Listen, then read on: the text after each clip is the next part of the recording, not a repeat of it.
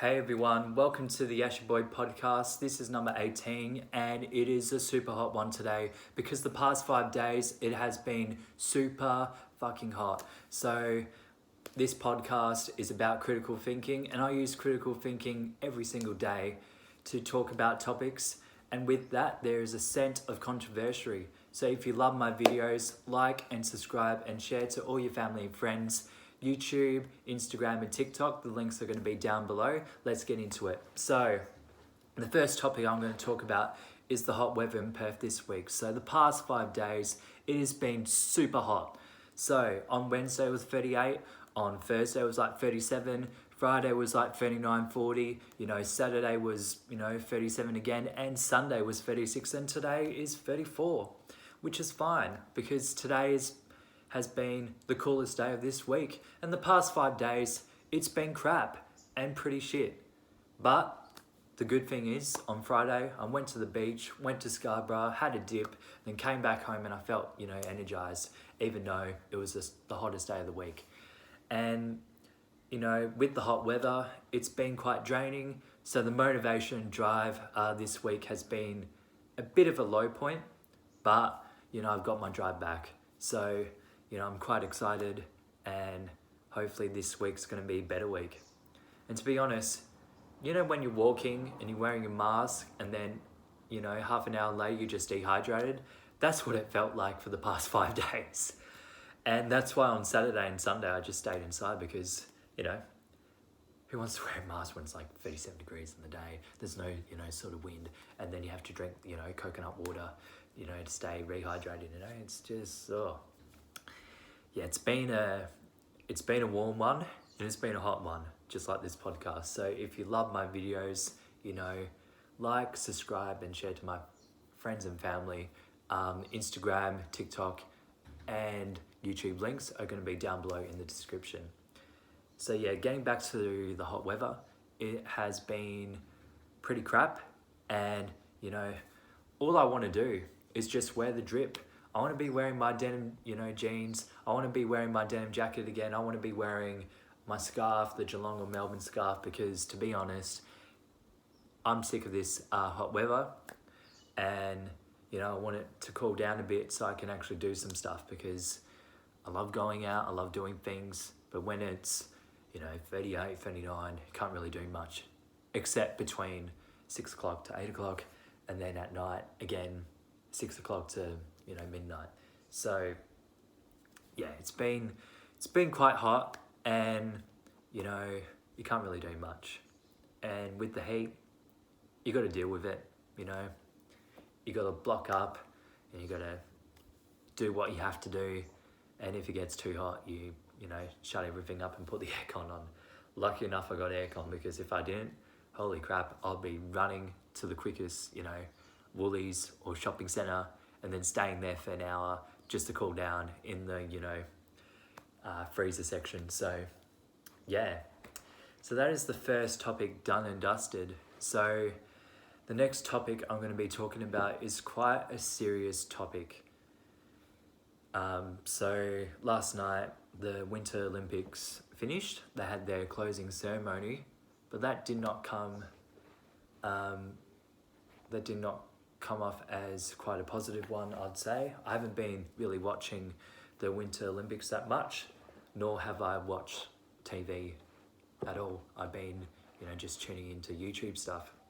So the Winter Olympics, there was something quite controversial.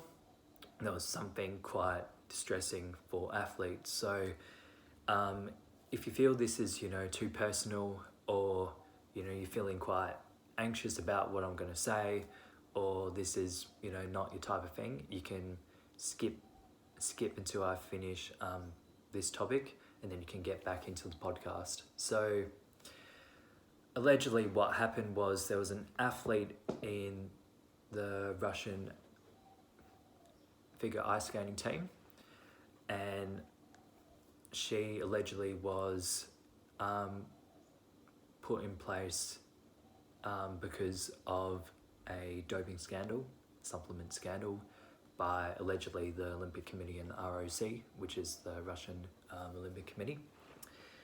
It's really it's really crap for people to cheat. But then on the other hand, she was quite young. And that's something you've got to take into consideration. This athlete is young and she went out there to perform.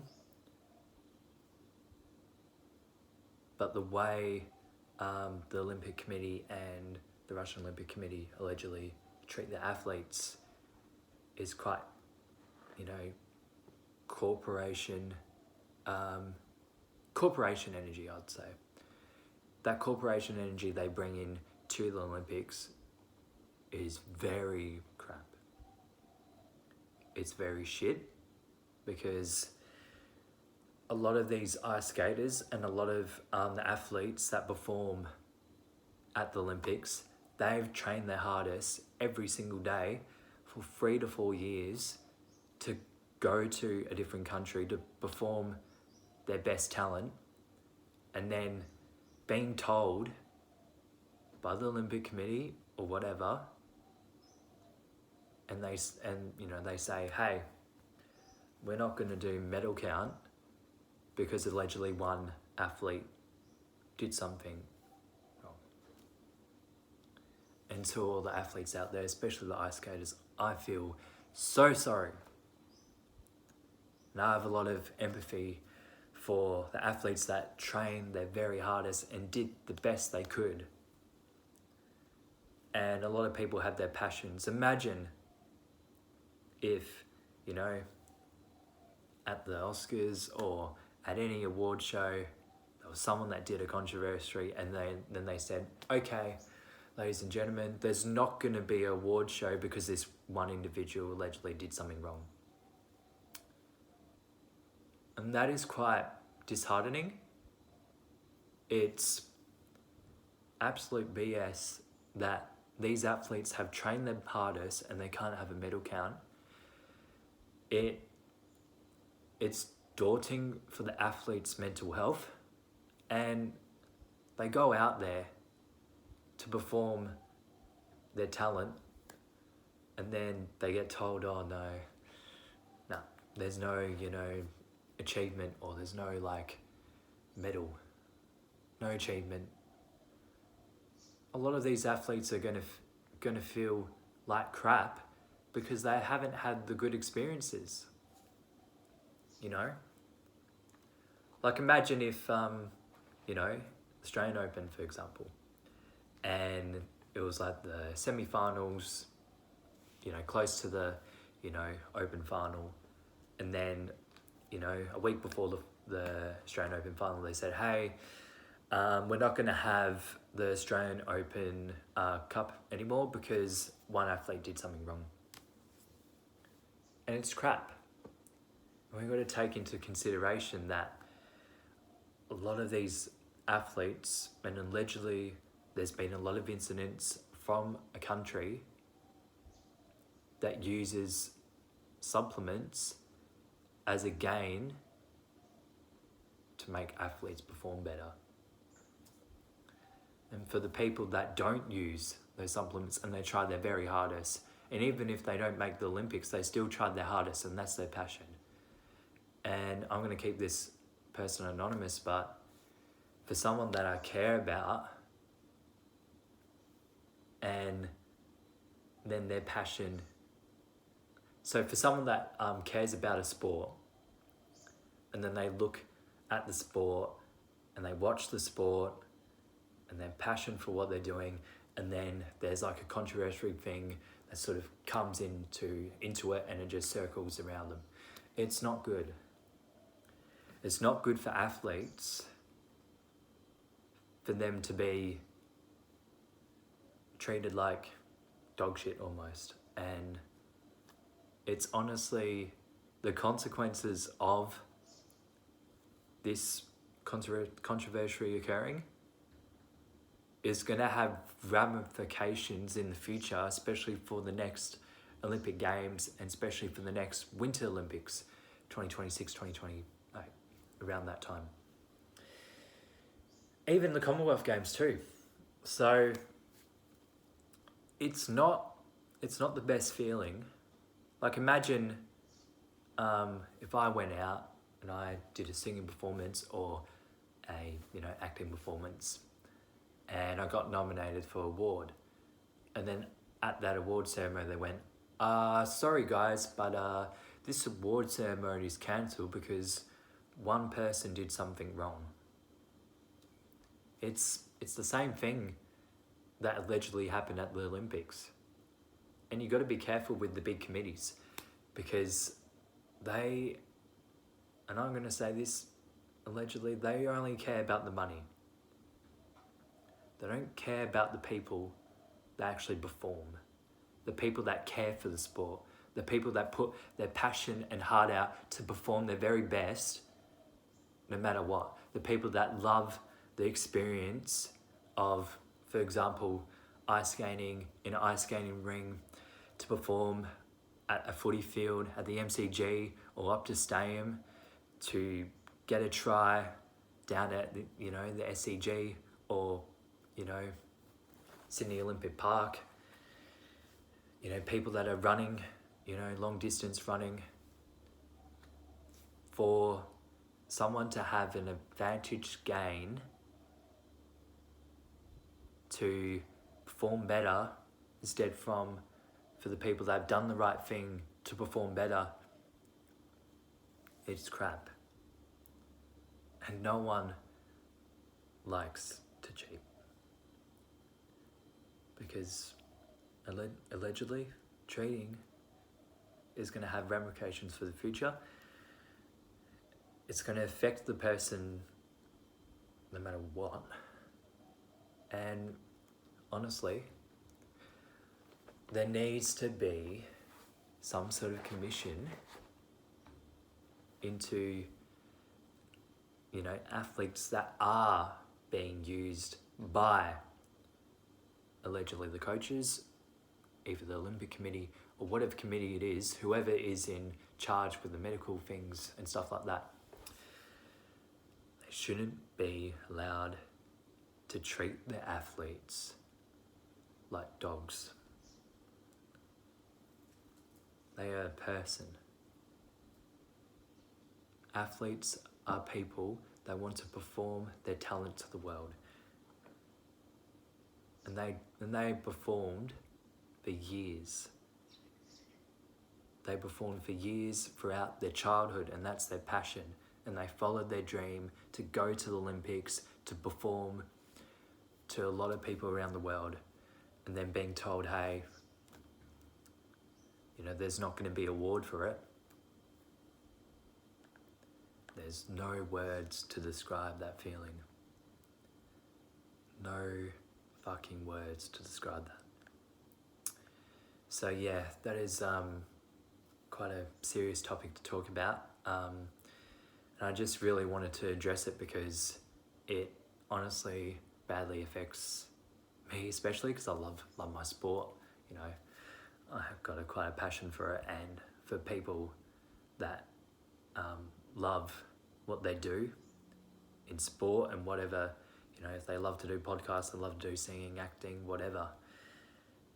Being told they can't win an achievement or experience a good memory to achieve that achievement is dreadful, and it's going to be a huge consequence and ramifications when they come back home.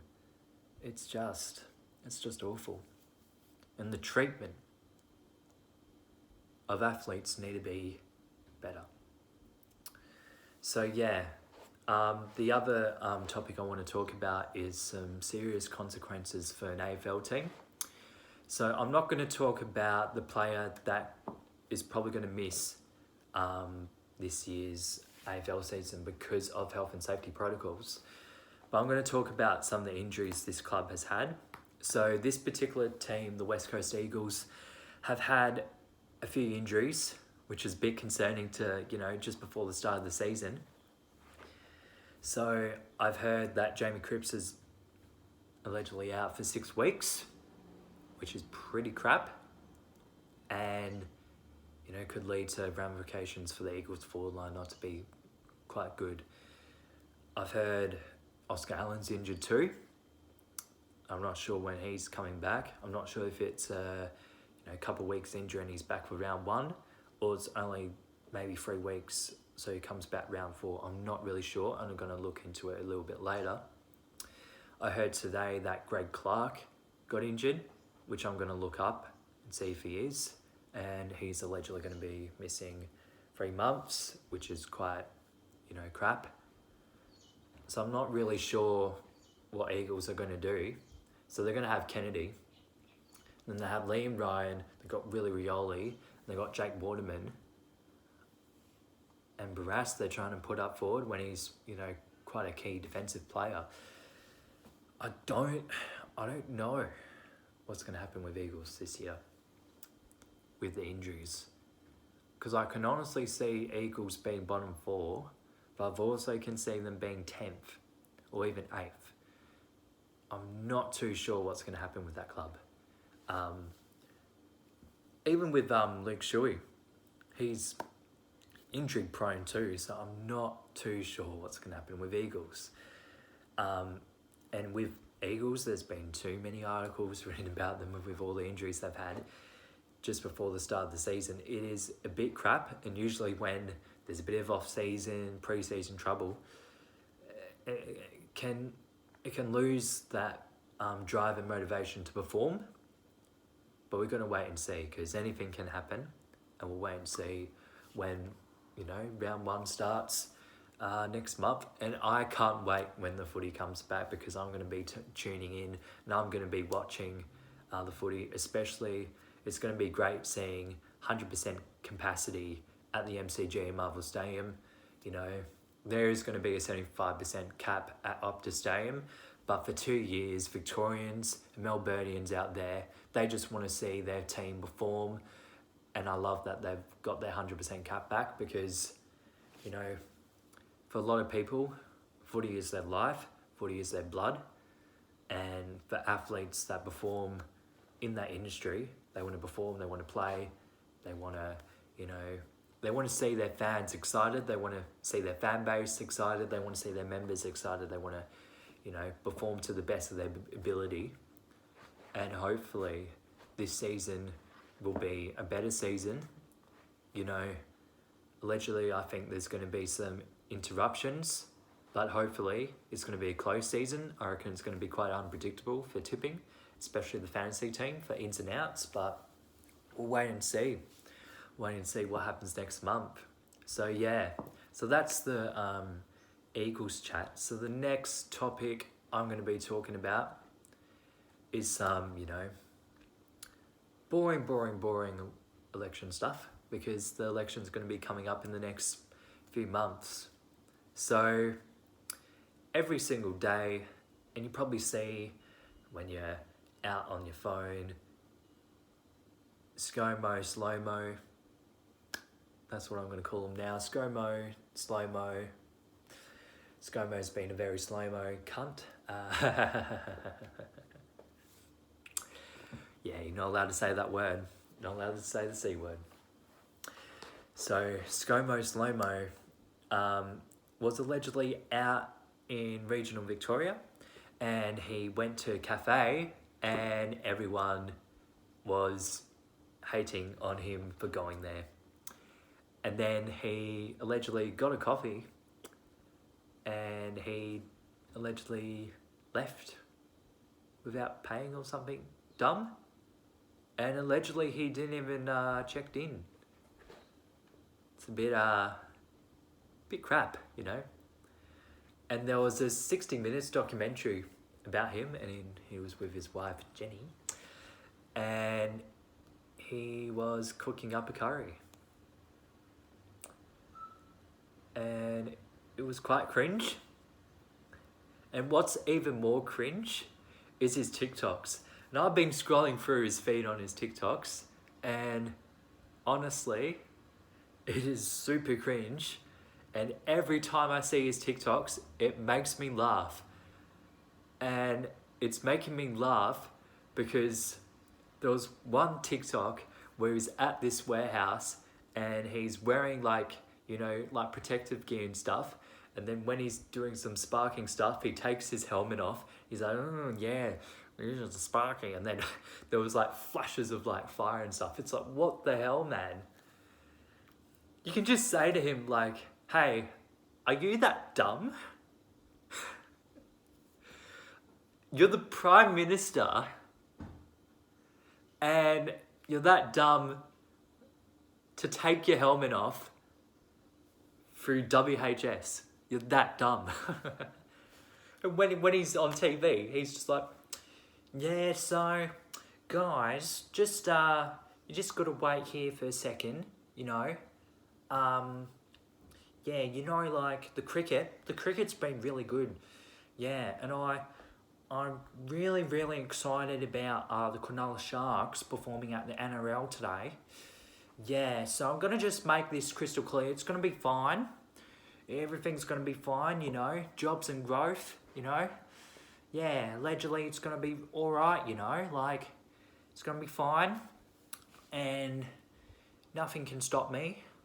Yeah, you know, jobs and growth, and you know, and allegedly he goes, yeah, well, I've got to catch a flight right now, but yeah, I'll see you guys in the next couple months, and then I'll be back here for a day, and then I'm gonna go on another holiday allegedly. So, you know, that's what his energy is like. And then you see what's been happening in Australia, and then you see all the other world leaders going, dude, you're a joke. And he's just like, yeah, jobs and growth, yeah. I'm gonna make this crystal clear, guys. Just, you know, have fun, watch the cricket, you know, just tune into the NRL, you know, there's nothing better than just watching the cricket, you know. And then you look at all the policies and you go, so Scomo, what is your policies? Well, yeah, well, the cricket's fabulous. Yes, in the next couple of weeks, the Cronulla Sharks are going to be performing tonight. Yeah, it's going to be great. Yeah, we got enough. Yeah, we got enough rats. Yeah, it's coming. I'm going to make this crystal clear. It's coming. I am sure of it. You know, I am sure it's going to happen. You know, yeah. It's just crap, you know. So, I'm going to tell you guys something, all right? When you're at your ballots, when you're at that, you know, electoral ballot, and you see all the preferences, make sure you put Liberals last. Liberals must be last. So that when preferences are dealt with, your preference doesn't go to that party. So hopefully we get to see a Labor federal government and everything's going to be all right. So yeah. So that segment is done. Another serious topic I'm going to be talking about is a TV show that's been quite, I'd say, popular for the past, I'd say, couple months.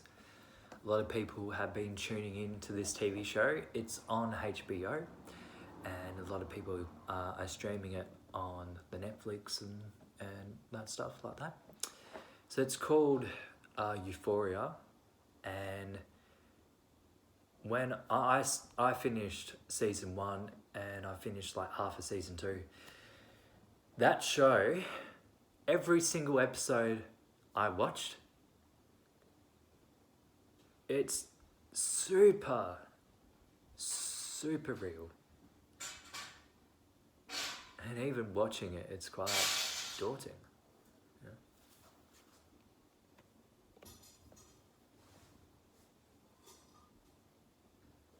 But yeah, it's been quite daunting. Sorry about that cut, but must be next door. So going back onto the topic, Euphoria, it's quite a serious show. Every single episode I watched, because it goes on for about 50 minutes or something like that, they talk about some things, you know, they talk about AOD, you know, they go into a lot of domestic violence, family DV. You know, they talk a lot about self-harm, they talk about a lot of mental health and stuff. You know, every single episode I watch, I had to take a few deep breaths. You know, and even just watching it, it really glorifies those, you know, key things that a lot of people are going through. And yes, it's quite a good show, but it's a lot to take in.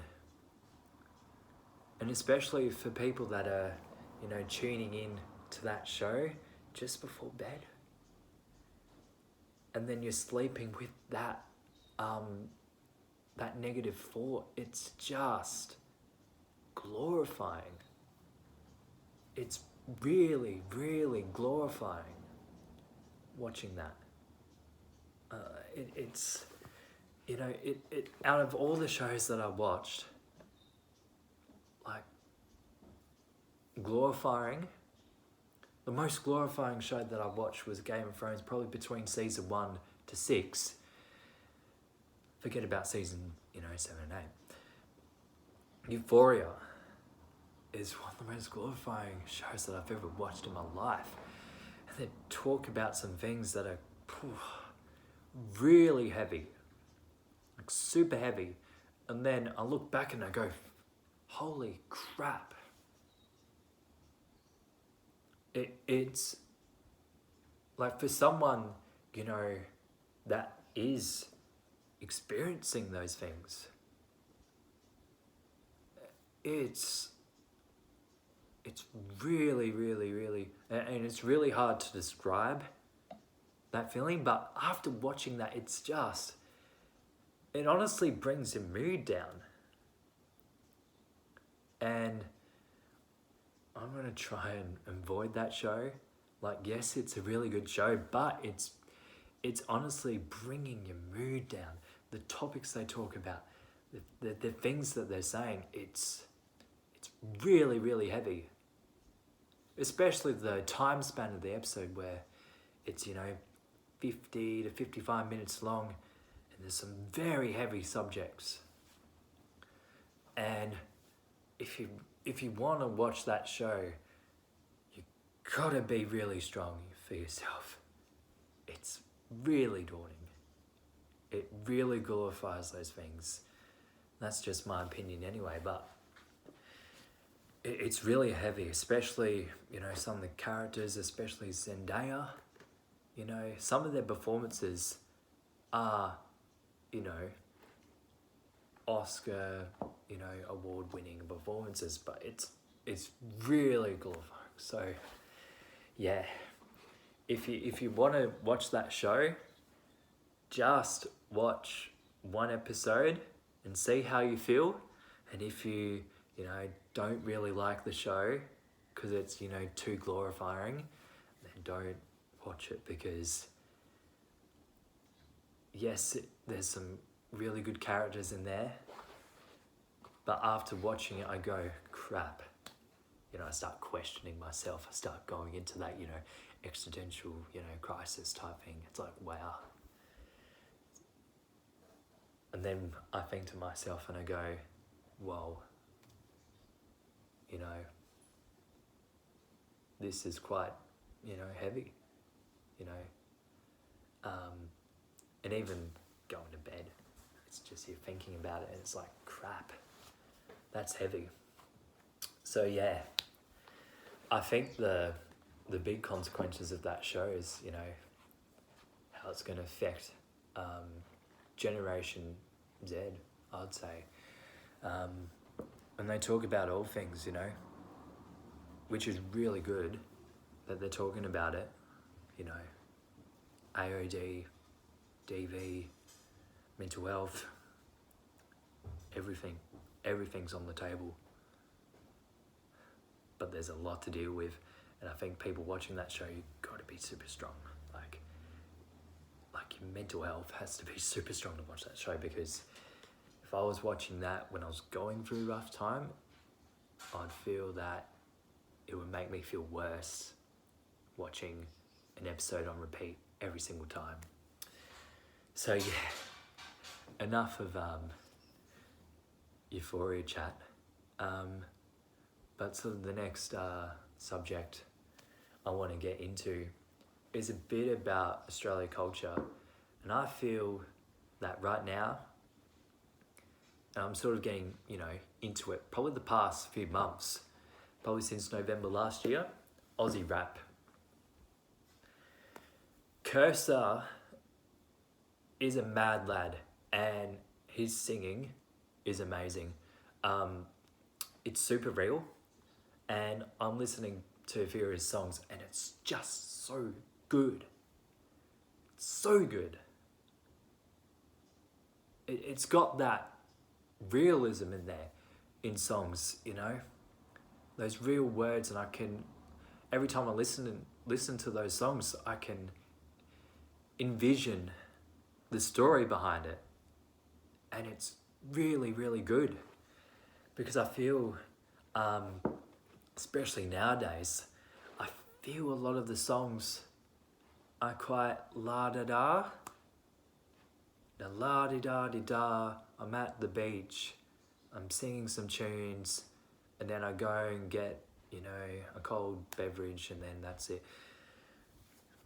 I feel a lot of songs now, probably since 2017, have been quite mediocre, and there's some genres of songs that are really, really good. Passion songs. I'm really loving dubstep at the moment. I'm really liking Aussie rap. Even Skepta, the UK rap that is real. I love songs that have a meaning behind it. I love songs that tell a story. I don't really like songs that are like la-di-da,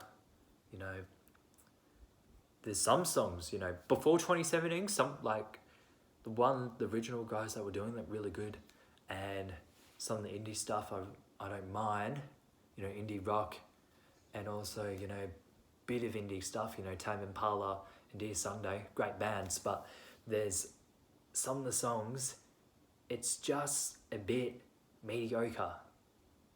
And, I go